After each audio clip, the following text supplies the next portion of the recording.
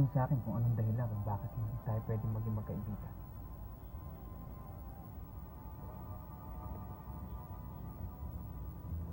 Kung may pagkukulang ako, just tell me. Para magawa ko ng paraan. Wala kang pagkukulang. Kaya lang, Ano? Ano?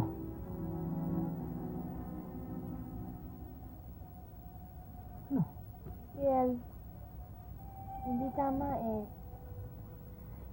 Kung ipagpatuloy natin, hindi... Elisa, mahal kita. Mahal kita. Hindi kita mahal, Riel eh. Hindi totoo yan. Hindi ako naniniwala sa'yo. Mas makakabuti sa'yo para sa akin kung itigil na natin tong lahat. Elisa, please.